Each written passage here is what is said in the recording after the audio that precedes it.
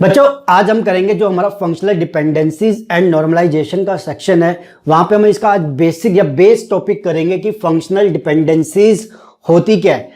University exam में 10 से 15 की रेंज में इस पर क्वेश्चन आते हैं, क्योंकि काफ़ी सारी चीज़ें आती है फंक्शनल डिपेंडेंसी में, वो सारी डिस्कस करनी पड़ेगी, वो सारी लिखनी पड़ती है वहाँ पे।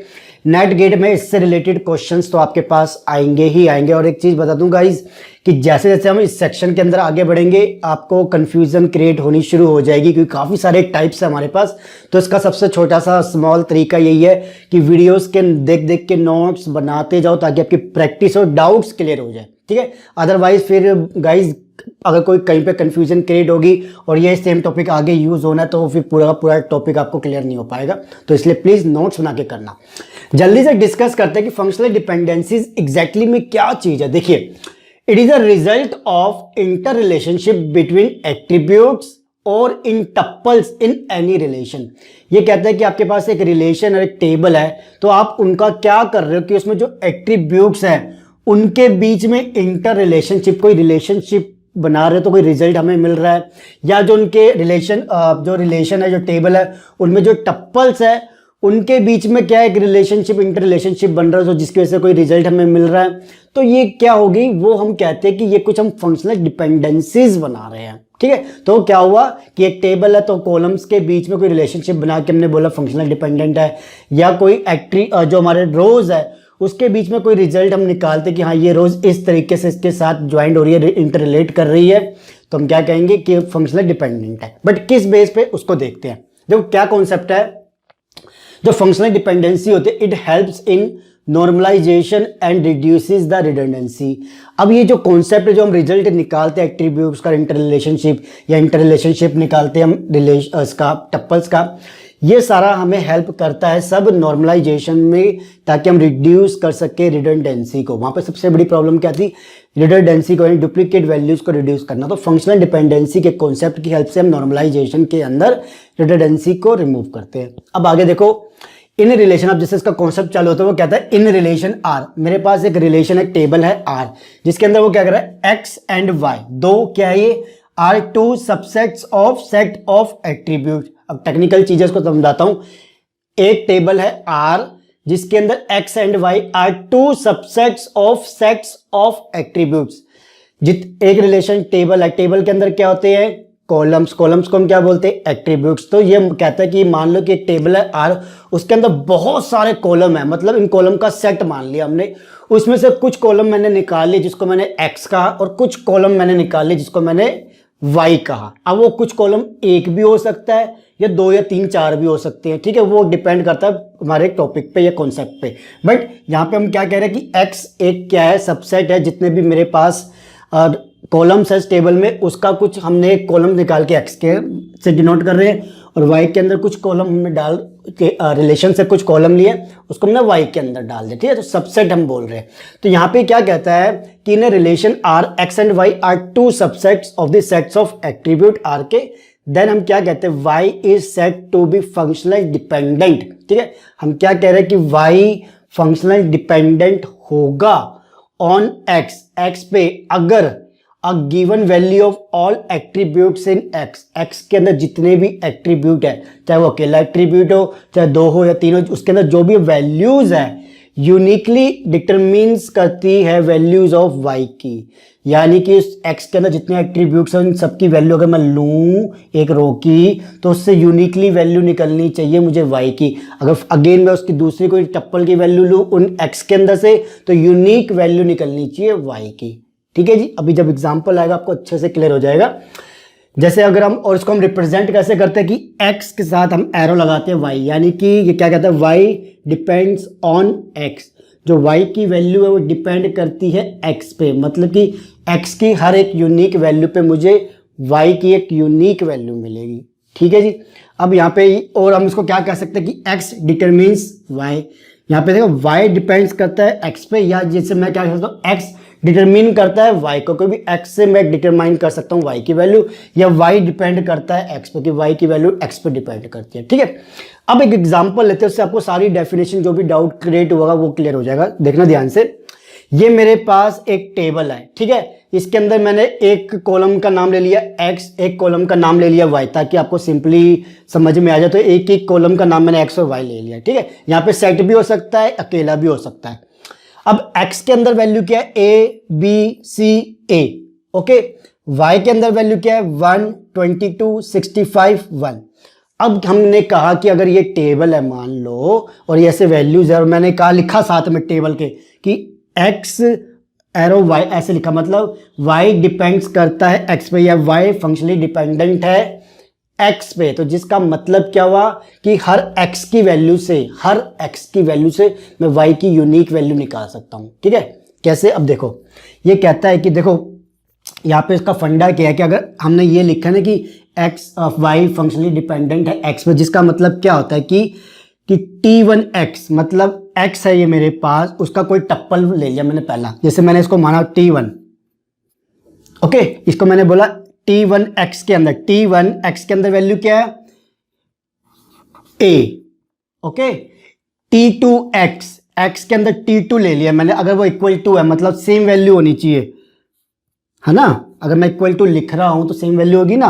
तो यहां पे क्या आ गया मेरे पास, अगेन मैं बोलता हूं ये a है भाई, ये और ये दो टप्पल ऐसे है इसके अंदर x के अंदर कि जिनकी वैल्यू सेम है, और साथ ही साथ मैं क्या कहता हूं कि x एरो y, मतलब कि y डिपेंड करता है इस पे। तो वो क्या कहता है, तो क्या होगा साथ ही साथ t1y में क्या वैल्यू है मेरे पास 1, which is equal to t2y के अंदर वैल्यू क्या है 1 है। यानी कि भाई मैंने ये चीज निकाल के दे दी कि जब x के अंदर a होगा तब मुझे वैल्यू क्या मिलेगी 1। तो कहता है कि ऐसे किसी और में भी a होगा तो उसकी वैल्यू 1 ही आएगी, ये याद रखना, ठीक है। ये चीज हमने निकाल के दी है। तो ये होता है कि y डिपेंडेंट ऑन x, मतलब x की हर यूनिक वैल्यू के लिए y की एक यूनिक वैल्यू निकलेगी, ठीक है। ऐसा तो नहीं हुआ कि यहाँ पे a था तो यहाँ पे 1 था, यहाँ पे a था तो यहाँ पे 2 हो गया, नहीं हुआ ना। यहाँ पे तो यहाँ पे अलग आई ना, सेम मतलब अलग चीज मिली ना हमें। तो ये चीज हमें होनी चाहिए कि भाई अगर सेम चीज आ रही तो सेम ही आएगी, ऐसे अलग नहीं आनी चाहिए। अब यहाँ पे देखो कॉन्सेप्ट को आप कि क्वेश्चन इसको और देख लीजिए कि x इज डिटर्मिनेंट, यहाँ पे हम x को डिटर्मिनेंट बोलते हैं, y को हम डिपेंडेंट बोलते हैं, ठीक है जी। तो यहाँ पे याद रखना कि पूछा जाए कि डिटर्मिनेंट कौन सा, तो x है, और y क्या डिपेंड करता है, तो उसे डिपेंडेंट बोलते हैं। अब एक क्वेश्चन मैं लेके आया हूँ आपके लिए कि question is x y functionally dependent on x, कि क्या y की वैल्यू डिपेंड करती है x पे। तो अगर मुझे ये देखना है कि डिपेंड करती है नहीं करती, तो मैं ये चीज़ देखूंगा इसके बेस पे कि ये चीज़ अगर है तो आंसर निकालते हैं, अदरवाइज ठीक है। तो इसको देखो कैसे करेंगे। इसको t1 ले ले, यहाँ पे मेरे पास है a आया। अब a और का है इस पे है तो इसको a ले लिया, ठीक है जी। इस a पे t1 y की वैल्यू क्या थी 2 थी, ओके। इस t2 पे इस वाले पे इसकी वैल्यू क्या थी, बिल्कुल सेम थी, बिल्कुल सही आया। तो हम क्या कह सकते हैं कि यस ये चीज अगर है और तो ये वैल्यू हो रही है। बट कई बार बच्चों को क्या कंफ्यूजन आते हैं कि हमने कहा यूनिक वैल्यू होनी चाहिए। आप कहोगे कि सर अगर जब मैं b की वैल्यू निकालता हूं तब भी मुझे 2 मिलता है, जब मैं c की वैल्यू निकालता हूं तब भी 2 मिलता है। मिलने दो, मैंने क्या कहा x की यूनिक वैल्यू पे, इधर की यूनिक वैल्यू पे मुझे मिलनी चाहिए अलग वैल्यू। जब मेरे पास a था तो मुझे क्या मिला 2 मिला, जब अगेन मेरे पास a था तब भी तो मुझे 2 ही मिल रहा है, मतलब चीज मेरी क्या हो रही है सेटिस्फाई हो रही है ना। तो ये कंफ्यूजन मत पैदा कर लेना कि यहाँ पे देखो सेम वैल्यू है तो कह दो कि नहीं ये फंक्शनल डिपेंडेंट नहीं। ये चीज फॉलो करना, तब आपको निकल जाएगा कि हाँ फंक्शनल डिपेंडेंट है या नहीं है। तभी मैंने ऐसा एग्जांपल लिया है कि आपके दिमाग में कंफ्यूजन पैदा हो और आप उसका डाउट क्रिएट करके उसको निकाल सके। तो यहाँ पे क्या होगा, यस ये फंक्शनल डिपेंडेंट है क्योंकि x की हर एक यूनिक वैल्यू के लिए मेरे पास अलग वैल्यू निकल रही है। अब कहोगे देखो a के लिए निकला 2, b के लिए निकला 2, मगर जब a आया तो 2 निकला, इस प्रॉपर्टी को सेटिस्फाई किया। जब b आया तो 2 निकला, अगेन इस प्रॉपर्टी को सेटिस्फाई करा। जब c आया तब वो क्या कर रहा है कि अलग वैल्यू है, देखो सेम c अगर दोबारा लेंगे तब भी यही वैल्यू मिलेगी मुझे। तो क्या कर रहे हैं हम, प्रॉपर्टी सेटिस्फाई हो रही है क्योंकि x के लिए एक वैल्यू मिल रही है, अगर वो दोबारा रिपीट होता तो मुझे वही वैल्यू मिलनी चाहिए। ये कॉन्सेप्ट है। तो हम क्या कहेंगे कि y is functionally dependent on x, तो ये मेरे लिए होगा यस। आगे चलते एग्जांपल लेते ताकि और अच्छी से चीजें क्लियर हो जाए। अब आता मेरे पास एक टेबल है, मान लो एम्प्लॉइज नाम का, जिसके अंदर ईआईडी नेम और सैलरी है, जिसके अंदर ईआईडी मेरी क्या है, प्राइमरी की है, ठीक है। तो इस प्राइमरी की का जो फंड है वो तुम्हें फॉलो करना पड़ेगा कि यूनिक वैल्यू आएगी, साथ ही साथ कोई नल वैल्यू नहीं होगी। तो यहाँ पे मैंने कहा कि ये एक्स, मैंने बोला कि एक एट्रीब्यूट है मेरे पास जिसके अंदर एक्स के अंदर मैंने ईआईडी डाल दिया।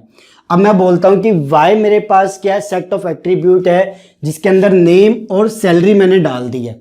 क्लियर हो गया। तो यहाँ पे मैंने क्या कहा कि x जो है, x से मैं y की वैल्यू डिटरमिन कर सकता हूँ कि x determines the value of y, या y is functionally dependent on x, ऐसे बोल सकते हैं।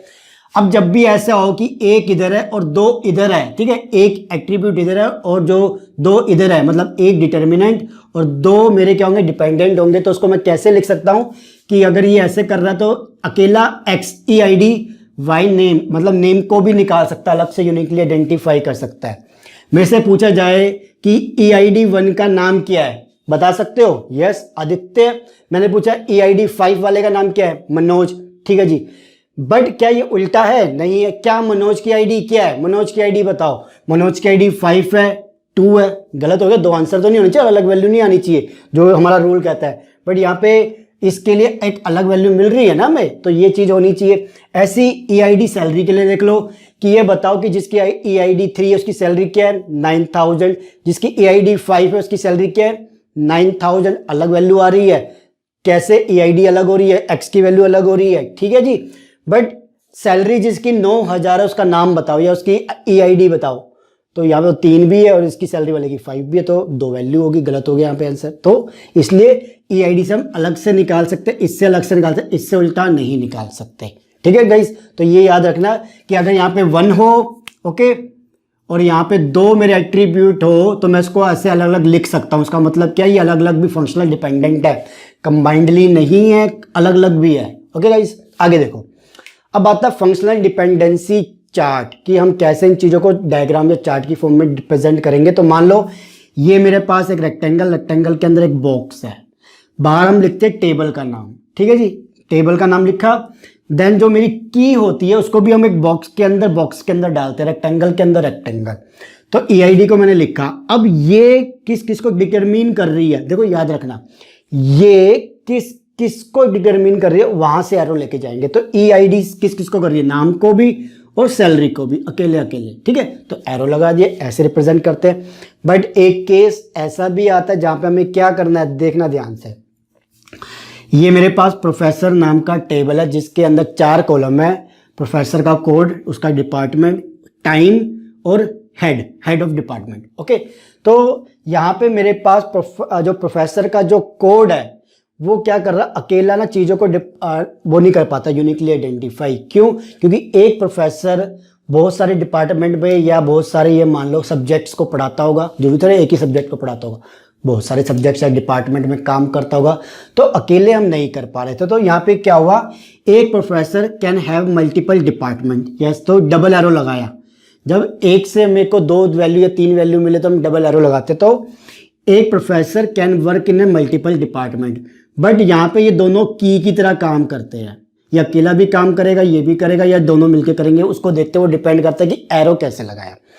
अब देखो ये एरो जो है टाइम पे वो जा रहा है डब्बे से, ठीक है, डब्बे से जा रहा है, तो इसका मतलब क्या है, इन दोनों की वैल्यू को लेके मैं क्या करूंगा, मुझे टाइम की वैल्यू मिलेगी। जिसका मतलब क्या हुआ कि प्रोफेसर का कोड कोमा में डिपार्टमेंट का कोड, ओके, ये क्या कर रहे हैं, मुझे टाइम बता रहे हैं कि एक प्रोफेसर ने इस डिपार्टमेंट के अंदर कितना टाइम दिया, ऐसे बताएंगे। या कोई मेरे से बोले डिपार्टमेंट के इस डिपार्टमेंट में कितना टाइम दिया, कैसे बताओगे? हमें तो ये बताना पड़ेगा कि इस प्रोफेसर ने इस डिपार्टमेंट में जब वो काम कर रहा था तो कितना टाइम दिया। तो क्या हो गए, इन दोनों की वैल्यू को लेके ही मैं बता पाऊंगा, अकेला नहीं बता पाऊंगा। बट यहाँ पे कोई पूछे कि इस डिपार्टमेंट का हेड कौन है, देखो एरो किससे जा रहा है, डिपार्टमेंट से।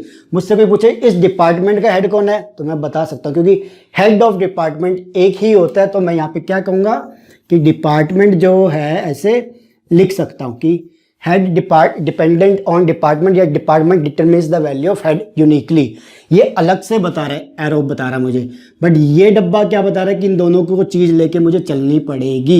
इन दोनों की वैल्यू जब तक मैं नहीं डालूंगा तब तक मुझे टाइम नहीं मिलेगा। मैं डिपार्टमेंट का नाम लिख दूंगा, टाइम नहीं निकाल सकता। मैं प्रोफेसर का नाम लिख दूंगा, उसने कितना टाइम दिया, भैया किस डिपार्टमेंट में टाइम देखो, डिपार्टमेंट से तो बिलोंग कर रहा है वो, तभी तो निकालेंगे। तो ये चलता है इस तरीके से गाइस।